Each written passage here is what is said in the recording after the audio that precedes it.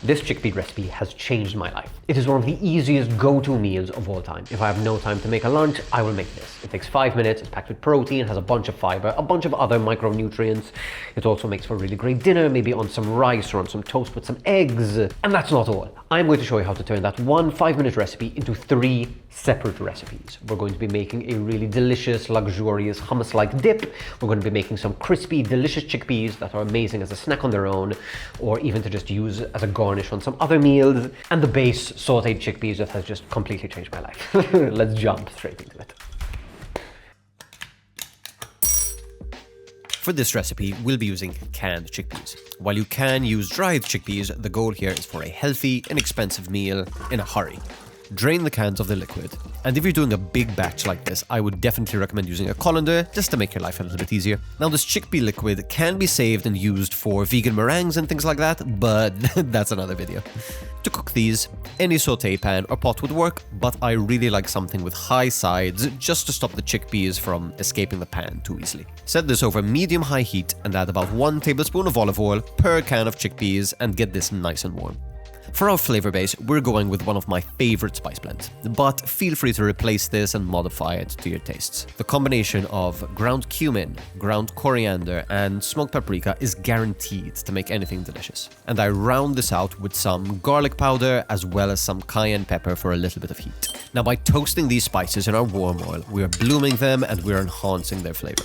So do this for at least a minute until everything is really lovely and fragrant. Next, add all of your chickpeas to the pan and coat them with that spiced oil really well. Also season these really well with plenty of salt and optionally some MSG for an additional savory boost. Cook these for a couple minutes until things are nice and dry, taste for seasoning and adjust with more spices or more salt. And continue to cook until the chickpeas are fairly dry, maybe another 1 to 2 minutes. Now, this recipe, exactly like this, is how I enjoy my chickpeas for lunch most of the time. But we can turn this into multiple different recipes and even add some additional goodness to this particular one.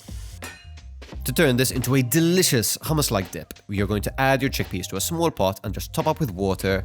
Bring this to a rolling boil and continue to cook until the chickpeas are super soft. These will take about 10-15 minutes, so in the meantime, I'm going to add some of my chickpeas to a sheet tray and popping them straight into a 190-degree oven for roughly 15 minutes whilst we finish off the other 2 recipes. Returning back to our sauteed chickpeas, I like to add some greens for some extra nutrition, and frozen spinach is a nutritional powerhouse that's just easy to have on hand at all times. I like to just defrost this quickly in the microwave while things are cooking and remove the liquid before adding it to the chickpeas when they're almost done cooking. I'll double check the seasoning one more time before I finish, and that's kind of our main recipe, completely cooked, done, and delicious. Back to our dip. Once our pot of boiling chickpeas are nice and soft, simply blend these with maybe a little bit of extra lemon juice, maybe add some water to adjust the consistency, and that's another recipe done. And at this point, the roast chickpeas should be ready to take out of the oven. If you'd like them a little bit crispier, you can always leave them in the oven with the heat turned off so they can continue to dry out.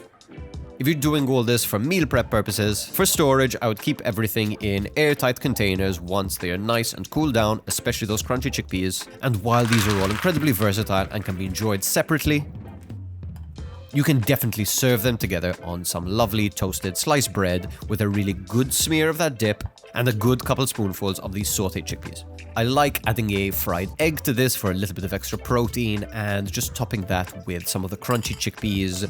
They just make for a really excellent crispy garnish. Serve this immediately, and I love to use that rich, delicious yolk as the perfect sauce for this wonderful little lunch. This right here is absolutely delicious. If you try nothing else, I would just recommend making these sauteed chickpeas with a little spinach. It is the super quick and easy lunch that has really gotten me through this year. I cannot recommend them enough. The other recipes are also absolutely delicious. It's a nice way of turning one set of meal prep into like multiple bits of meal prep. The dip is super versatile, use it any way you would normally use dip, and the crunchy chickpeas are an amazing little like topper for something like this, or they're just really great as a snack by themselves. I hope you give this a chance. If you like this, please go check out this video where I'll teach you how to make fried eggs as pretty as the ones that you saw on this meal. Thank you so much for watching, and I'll catch you in the next one. Bye. Bye, bye, bye, bye, bye. Oh no.